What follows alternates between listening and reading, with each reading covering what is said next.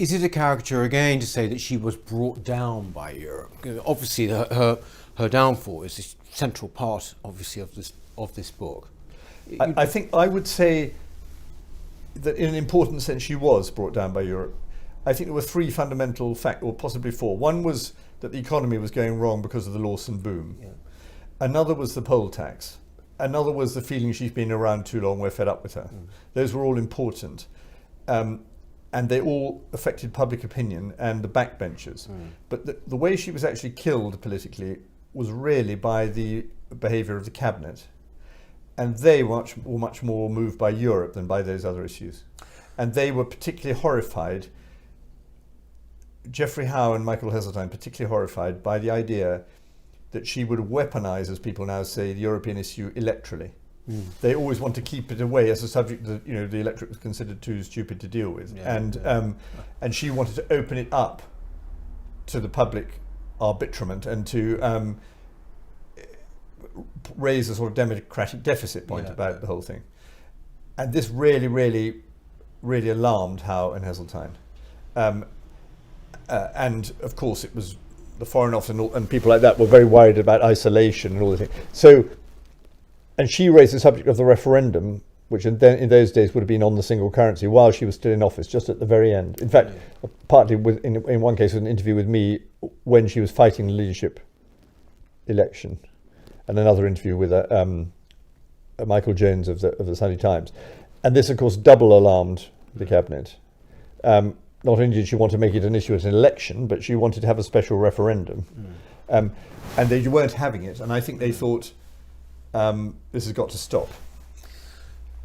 During the downfall as well, all the machinations going on, it sort of reads almost like a thriller.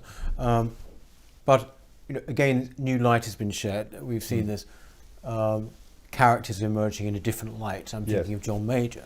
I mean, can you explain a little bit? Yes, I think the first important document I discovered about this was written a year before, when she was challenged by Anthony Mayer, who was obscure, in '89 in a leadership contest. It was a forerunner. And though she won the contest easily, people warned her that this could happen again and it would be worse. And they really meant Heseltine. And what I found was a document by the Deputy Chief Whip, Tristan Garrell-Jones, written only to his chief, Tim Renton, which said the end of the Thatcher era is coming. And if we don't watch out, we'll get Heseltine. And we don't want Heseltine because it will split the party. And so we need to arrange what we do about it. And he said, all this that I've just described, all this will happen unless, and that's how his memo ended, just ... Unless what? And I think what then happened in the next year was that people like Garrell-Jones tried to concert an orderly change of power, which would mean that Mrs. Thatcher would fall, though they wouldn't actively campaign against her and certainly wouldn't campaign against her in public. And that a succession would be organised which would be favourable to the Tory establishment rather than to Heseltine, who they regarded rather like Mrs. Thatcher, though with different views, as an outsider. So these were all people in the cabinet or near the cabinet, and they were essentially trying to work out things to their advantage. Which, I mean, by the way, for not necessary discreditable reasons, because she'd gone on a long time. Yes. But nevertheless, there was obviously a strong element of self-interest about how to position themselves. And what they essentially came to view is, we've got to beat, she's going to go, and that would be good if she did, and we've got to beat Heseltine. So they kept on thinking, how do we do this? And what they decided was, the best way to beat Heseltine was to have two cabinet members opposing him, because that would drain more votes from Heseltine. And those cabinet members would be friendly to one another, so they would say, may the best man win, when it came to the final ballot. So they decided really that was Major and Hurd, the Foreign Secretary. And Tristan Garrell-Jones was brokering it because he was a great supporter of Hurd, but he's also close to Major. And various meetings took place. And eventually, from all this complicated process, emerged the idea from John Wakeham that she should see each cabinet member, after she'd failed to prevent the second ballot, she should see each cabinet member and they should say what they thought. And the reason this was arranged in this way was that they would each tell her, or most of them would, that she should go. Because they'd say things like, I'll vote for you, but you can't win, that sort of thing. And the sort of slightly cant phrase they used was, we don't want Margaret to be humiliated, which is almost a code word saying we do want her to go. And And what I discovered about John Major was, of course, he was not on the scene because he'd had his wisdom teeth out, and he was at home in Huntingdonshire when all this was going on. Mrs. Thatcher said when the second ballot was proved necessary, she rang up Major and Hurd, and she said, will you support my nomination for the second ballot? And they said yes, but they weren't happy about it. And Major in particular, the reason they weren't happy about it was they wanted her to go.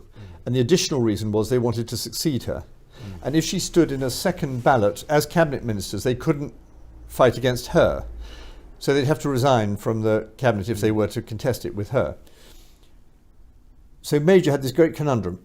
If he thinks to himself, I don't sign her nomination papers, then people are going to be very angry that I betrayed her. However, if I do sign her nomination papers and she uses them, I've had it. So what he did secretly was make an agreement with the whips and with Mrs. Thatcher's parliamentary private secretary Peter Morrison that he would submit the nomination papers signed by him, but only if he was promised that she wouldn't use them. So he could say, I've nominated her, but Peter Morrison was under orders which he agreed to withdraw the nomination papers if she tried to use them. So it was a brilliantly sort of cunning piece of play. And of course, the one reason he did this was if he was standing, he wanted the vote of Thatcherites. And if Mrs. Thatcher had known that this was his game, she would not have endorsed him in this. Exactly. And so it was a very cunning piece of politics which succeeded. He signed her nomination papers. He boasted in public of having signed her nomination papers, but he made sure that they were never submitted. And he won the leadership.